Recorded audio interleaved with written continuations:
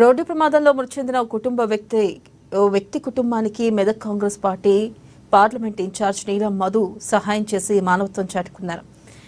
NMRTM ఆధ్వర్యంలో భారత కుటుంబానికి 50,000 ఆర్థిక సహాయం అందజేశారు. భవిష్యత్తులో బాధిత కుటుంబానికి అండగా ఉంటామని భరోసా కల్పించారు. ఇక సిద్దిపేట జిల్లా నంకునూరు మండలం రాంపూర్ క్రాసింగ్ వద్ద బస్పాపూర్ గ్రామానికి చెందిన తాడెం సారయ్య ఆదివారం సాయంత్రం రోడ్డు ప్రమాదంలో మృతి చెందారు. సిద్దిపేటలో పని ముగించుకుని తిరిగి బస్పాపూర్ గ్రామానికి వస్తూ ఉండగా మార్గ మధ్యలో జరిగిన ప్రమాదంలో తీవ్ర గాయాలతో అక్కడికక్కడే మృతి చెందాడు. సారయ్య మృతి చెందిన విషయం తెలుసుకున్న జిల్లా ముదిరాజ్ నాయకులు Medak parliament Congress party incharge Neelam Madhu ముదిరాజ్కు విషయాన్ని తెలియజేశారు. విషయం తెలుసుకుని స్పందించిన ఆయన మృతుడి కుటుంబానికి ప్రగాఢ సానుభూతి తెలుపుతూ NMR టీం సభ్యుల ద్వారా బాధిత కుటుంబానికి 50,000 రూపాయల ఆర్థిక సహాయాన్ని అందించారు.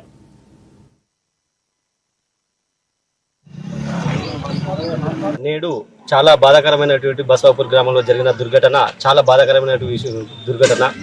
తాడం సారయ్య అలాగే మరి గణేష్ అనే ఇద్దరు కూలీలు సిద్దిపేట జిల్లాలో కూలి పని చేసుకుంటూ తన సొంత పనుల నిమిత్తం పూర్తి చేసుకొని ఇంటికి వస్తున్న తరుణంలో నిన్న ఎలకతుర్తిలో నిర్వహించినటువంటి టీఆర్ఎస్ సభ ఇక్కడ మంది లేరు, ఇక్కడ టీఆర్ఎస్ నాయకులు లేరు, కార్యకర్తలు లేరు అనుకుంటూ మహారాష్ట్ర నుండి ఇతర రాష్ట్రాల నుంచి తరలించి పెద్ద ఎత్తున మద్యం డబ్బులు పంచి మద్యం మత్తులో ఉన్నటువంటి డ్రైవరు అలాగే అక్కడ నుంచి వచ్చినటువంటి జనాలు మద్యం మత్తులో హోరెత్తుకుంటూ ఇష్టానుసారంగా వెహికల్ నడుపుకుంటూ వెళ్తున్న క్రమంలో వాళ్ళు వీరు అక్కడ ఉన్నటువంటి మహారాష్ట్ర నుంచి వచ్చినటువంటి వెహికల్ మధ్య మధ్యలో ఉన్నటువంటి డ్రైవరు వీరిని ఢీకొట్టి ముందుకెళ్ళగా వీళ్ళు అక్కడెక్కడే స్థలంలోనే మృతి చెందడం జరిగింది.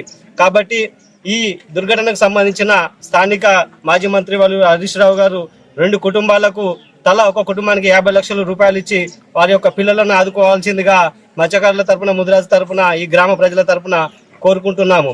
తప్పనిసరిగా ఈ కుటుంబాలను ఆదుకున్నట్లయితేనే బాగుంటది.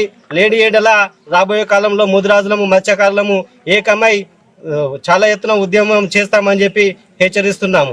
అలాగే ఈ ముదిరాజుల కుటుంబానికి అలాగే ఈ కుటుంబాలకు గౌరవ మంత్రి పొన్నం ప్రభాకర్ గారు తక్షణ సహాయం కింద కొంత అమౌంట్ను అందించి బాధిత కుటుంబాలను ఆదుకుంటామని భరోసా ఇవ్వడం జరిగింది. అలాగే మన మెదక్ పార్లమెంటు సభ్యులు ఇంతకుముందు పోటీ చేసినటువంటి సభ్యులు నీలం మధు ముదిరాజు గారు కుటుంబానికి అండగా ఉంటానని చెప్పి